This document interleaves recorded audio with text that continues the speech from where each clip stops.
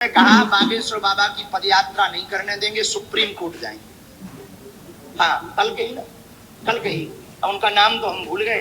उन्होंने राष्ट्रपति जी को पत्र लिख के कहा है कि बाबा की पदयात्रा आएगी तो हम लोग रोकेंगे, वो सुप्रीम कोर्ट जाएंगे। अब हमारे पास उनका मोबाइल नंबर नहीं है, नहीं तो हम ठटली तो पहले फोन से मारते। उन्हें ये पता ही नहीं है कि हम बहुत टेढ़े आदमी हैं। पहली बात तो तुम्हें छेड़ना नहीं चाहिए, वो छेड़ा है तो अपन छोड़ेंगे भी नहीं बेटे। हम आपको धमकी नहीं दे रहे हैं, ना हम आपको कोई बात कहने आए हैं। हम मिश्रा जी एक बात आज गाड़ी में कह रहे थे, 15 से 20 वर्ष बाद जितने मीडिया वाले बैठ खड़े हैं, तुम्हें मसाला चाहिए लो।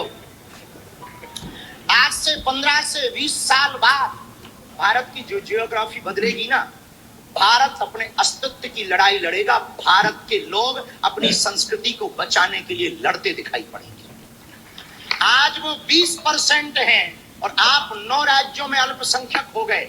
जिस दिन वो 50% पहुंच जाएंगे, आपके ब्रिज में भी वही दिखाएंगे टोपी वाले।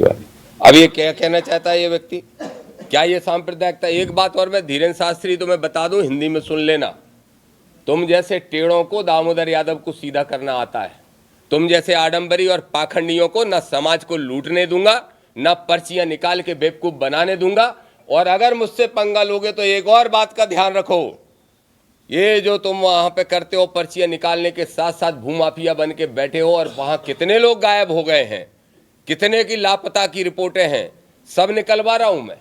और उसके बाद तुम्हारे यहाँ धरना देके 1 लाख लोगों को बैठूंगा और बेनकाब करने का काम करूंगा। मैं देश के प्रधानमंत्री नरेंद्र मोदी जी से कहूंगा कि अपना छोटा भाई घोषित करने के पहले जरा सोच लिया करेंगे कैसे आदमी को अपना छोटा भाई घोषित कर रहे हैं। ये भी मैं उनसे कहूंगा। तो मैं यही मेरा आपसे निवेदन है। और इतना ज्ञानी है, इतनी पर्चियां निकालता है तो मेरा नंबर नहीं निकाल पाया। मेरा नंबर निकाल लेता भाई। ऐसे टिन टिन टिन टिन हनुमान जी से बात करने वाला। सबसे पहले ये नौटंकीबाज बाबाओं की सिक्योरिटी हटाई जानी चाहिए। क्या जरूरत है इनको सिक्योरिटी की? अगर धीरेन्द्र सीधे हनुमान जी से बात करता है तो बोलो उसको कोई खतरा हो सकता है क्या? क्यों इनको सुरक्षा देके जनता का पैसा बर्बाद करने का काम कर रहे हैं? ऐसे जितने भी नौटंकीबाज बाबा हैं, इन सब की सुरक्षा हटाना चाहिए और इनकी संपत्ति की जांच करना चाहिए। मैं तो ये भी कहूंगा कि सरकार को मोहन यादव जी, कृष्ण वंशज हो, एक इनिशिएटिव लेते हुए इनकी संपत्ति की जांच करके इनकी 90% संपत्ति दर्ज करा लो अपने मध्य प्रदेश के कोष में। मध्य प्रदेश का आधा कर्ज उतरने का काम होगा। धन्यवाद। दामोदर जी, आपने कहा कि मुस्लिम है और ये सांप्रदायिक वातावरण बना रहे हैं। आप दूसरी तरफ दावा कर रहे हैं साधु भी खिलाफ है। आपके साथ कितने मुस्लिम संगठन आपसे बात कर रहे हैं और कितने साधु आपसे जुड़े? कल मैंने एक निजी चैनल को इंटरव्यू देते हुए अपना नंबर दे दिया था। आईफोन भी मेरा हैंग हो गया, इतने लोगों का समर्थन आ रहा है। व्हाट्सएप पे भी आ रहा है, फ़ोन करके भी कह रहे हैं, समय भी मिलने का चाह रहे हैं। लेकिन मैंने उन सब से रिक्वेस्ट की है कि पहले 7 तारीख से ये जो यात्रा शुरू कर रहा है नौटंकीबाज, इसकी यात्रा रुकवाऊं, उसके बाद सब साथियों से मिलूंगा।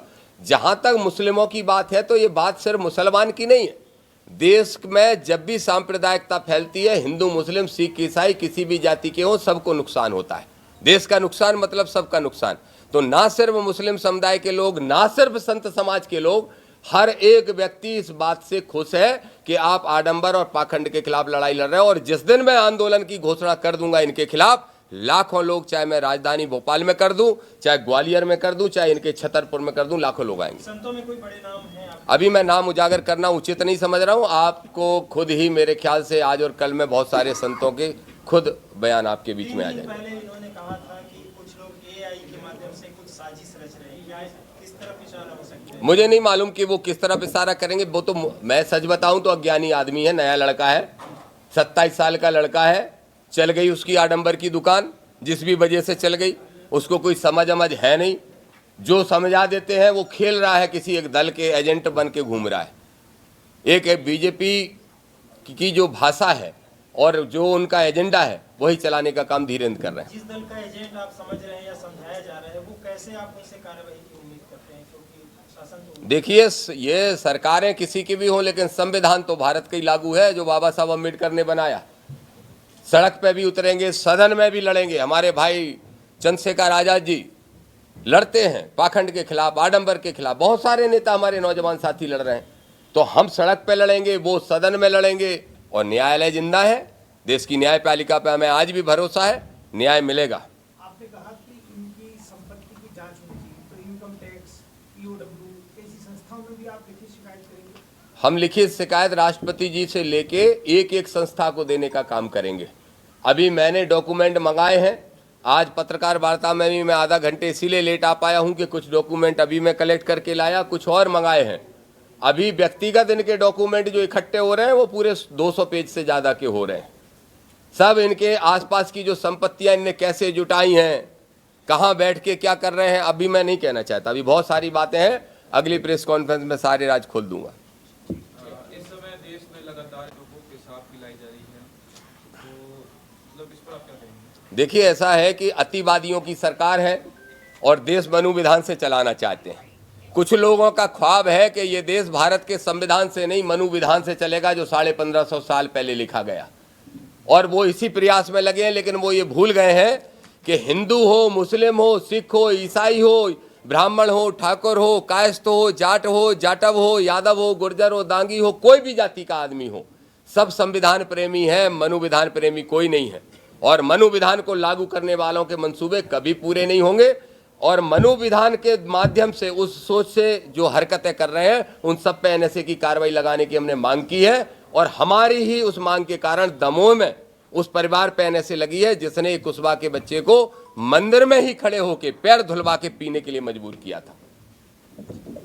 Thank you very much. कभी ग्रूविंग स्टेप्स बोले, कभी नाइट शिफ्ट बोले। 50 सालों से इंडिया का भरोसा है सूर्य, तभी तो आज भी इंडिया बोले सूर्य को यार।